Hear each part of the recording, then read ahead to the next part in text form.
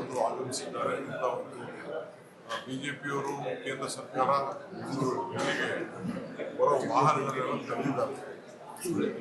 ಮಾಹಿತಿ ಯಾರು ಎಂಟ್ರಿ ಮಾಡೋಕ್ಕೆ ಬಿಡ್ತಾ ಇಲ್ಲ ವೆಹಿಕಲ್ಗಳು ಅಂತ ಹೇಳಿ. ಯಾಕೆ ಈ ಥರ ಮಾಡ್ತಾ ಇದ್ದಾರೆ ಗೊತ್ತಿಲ್ಲ. ಎಷ್ಟು ಸಾವಿರ ಜನ ಸೇರ್ತಾರೆ, ಯಾಕೆ ಇಷ್ಟು ಗಾಬರಿ ಮಾಡ್ಕೊಳ್ತಾ ಇದ್ದಾರೆ ಬಿಜೆಪಿ ಕೇಂದ್ರ ಸರ್ಕಾರ. ಆದರೂ ನಮ್ಮ ಧ್ವನಿ ಯಾರು ಮುಚ್ಚಾಡಲಿಕ್ಕೆ ಸಾಧ್ಯ ಇಲ್ಲ. ನಾವು ದೇಶದ ಪರವಾಗಿ, ಜನರ ಪರವಾಗಿ 160 ಕೋಟಿ ಜನಸಂಖ್ಯೆಯ ಮತದಾನದ ಹಕ್ಕನ್ನು ಅವರಿಗೆ ಉಳಿಸ್ಬೇಕು ಅಂತ ನಾವು ಹೋರಾಟ ಮಾಡ್ತಾ ಇದ್ದೀವಿ ಹೊರತು ಏನು ರಾಜಕಾರಣ ಏನಿಲ್ಲ. ಸರ್, ಈಗ ಕಾಂಗ್ರೆಸ್ ಆಫೀಸ್ಗೆ ಹೋಗ್ತಾ ಇದ್ದೀವಿ. ಕಾಂಗ್ರೆಸ್ ಆಫೀಸಲ್ಲಿ ನಮಗೆ ಎಲ್ಲ ಕರೆದಿದ್ದಾರೆ. ಅದರಿಂದ ನಾನು ಹೋಗೋದಿದೆ, ಬಸ್ಸಲ್ಲಿ ಹೋಗೋದಿದೆ. ಯಾಕೆಂದರೆ ಟ್ರಾಫಿಕ್ ಸಮಸ್ಯೆ ಆಗ್ತಿದೆ.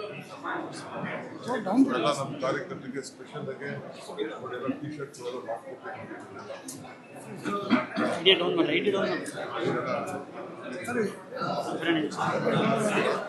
ಚಳಿ ಏನೋ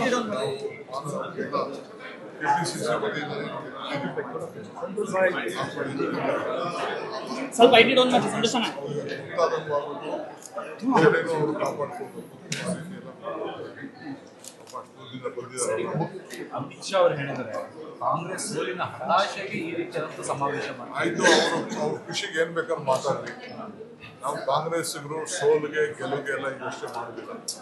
ಈ ದೇಶಕ್ಕೆ ಸ್ವಾತಂತ್ರ್ಯ ತಂದುಕೊಟ್ಟಾಗ, ಪ್ರಜಾಪ್ರಭುತ್ವ ತಂದುಕೊಟ್ಟಾಗ, ಸಂವಿಧಾನ ತಂದುಕೊಟ್ಟಾಗ ಎಲ್ಲ ನಮ್ಮ ಹಿರಿಯರು ಎಷ್ಟು ಪ್ರಾಣ ತ್ಯಾಗ ಮಾಡಿದ್ರು.